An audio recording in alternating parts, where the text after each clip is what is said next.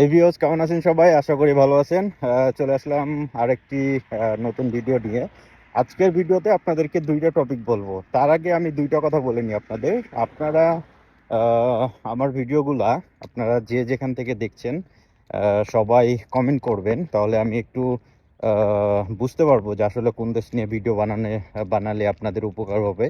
আর comment করলে বিশেষ করে আপনারা কমেন্টের শেষে আপনারা যুক্ত করে দিবেন আপনি কোন দেশ থেকে আসার জন্য ট্রাই করছেন। আর আজকে দুইটা টপিক নিয়ে আপনাদের কথা বলবো, যেটা হচ্ছে ফার্স্ট যেটা টপিক, আপনারা খুবই মনোযোগ সহকারে শুনবেন। আমাকে যারা ম্যাক্সিমাম মেসেঞ্জারে নক করেছে বা যারা আমার সাথে যোগাযোগ করেছে পার্সোনালি, তাদের ভিতরে আমি ম্যাক্সিমাম 50 to 60% লোকের মুখ থেকে একই কথা শুনেছি। আমার চাচা আছে, আমার আঙ্কেল আছে, আমার ফুফু আছে, ফুফা আছে, আমার মামা আছে, এরকম আর কি, চেক রিপাবলিকে বা আশেপাশের দেশে। তো সে আমাকে নিয়ে যাবে। হ্যাঁ, তো এখন পর্যন্ত হলো যে তারা ফাইল জমা করছে তাদের মাধ্যমে। হ্যাঁ, কিন্তু বিষয়টা হলো যে আপনারা প্রথমত যারা শিক্ষিত আছেন, যারা বুঝেনই না, তারা তো আমার ভিডিও থেকে হেল্প পাবেন। এবং যারা হচ্ছে যে বুঝেন বা নিম্ন মানে হচ্ছে যে পড়ালেখা করেছেন, তারা নর্মালি চেক রিপাবলিক অ্যাম্বাসির ওয়েবসাইট ঘুরবেন।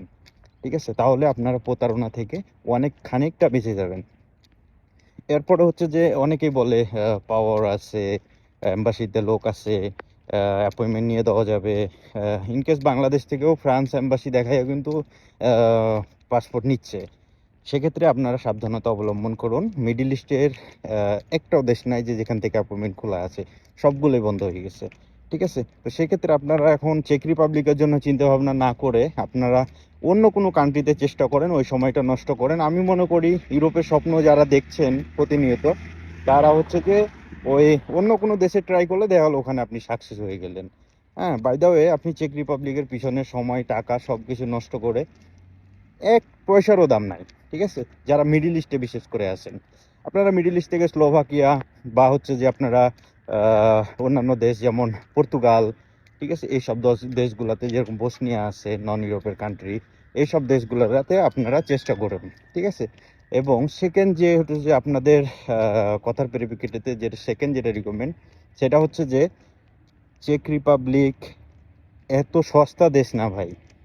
ঠিক আছে, এত সস্তা দেশ মনে করিয়েন না যে হলো যে ফাইল দিলাম আর ভিসায় নিয়ে এসে দিয়ে দিল, এরকম না। বিষয়টা, ব্যাপারটা এরকম না। টোটালি অ্যাম্বাসির উপরে ডিপেন্ড করে। ঠিক আছে, তো অ্যাম্বাসির উপর ডিপেন্ড যেহেতু করে এবং এই দেশের ইমিগ্রেশন পুরো জিনিসটা আর কি যাচাই বাছাই করে, সেক্ষেত্রে আপনাকে অ্যাম্বাসি মাস্টলি যেতে হবে। তা হোক শর্ট টার্ম, যা হোক স্টুডেন্ট ভিসা, যা হোক বিজনেস ভিসা, ট্যুরিস্ট ভিসা, সব কিছুতেই আপনাকে অ্যাম্বাসির দ্বারস্থ হতে হবে, অ্যাপয়েন্টমেন্ট নিতে হবে। এমন কোনো এজেন্সি নাই যে আপনাকে হচ্ছে যে বিমানে উঠাই দিয়ে পাঠাই দিল, এমনটা না। ঠিক আছে, সেন্টজনের মোস্ট অফ হার্ড যেটাকে বলা হয় আর কি, সেন্ট্রাল ইউরোপের হার্ড বলা হয় আর কি চেক রিপাবলিককে। ঠিক আছে, তো এই জিনিসগুলো আপনারা চিন্তা ভাবনা করে ডিসিশন নেবেন। আমি বলছি না যে আপনি ফাইল জমা করেন বা না করেন, এই যে আপনার টোটালি পার্সোনাল বিষয়।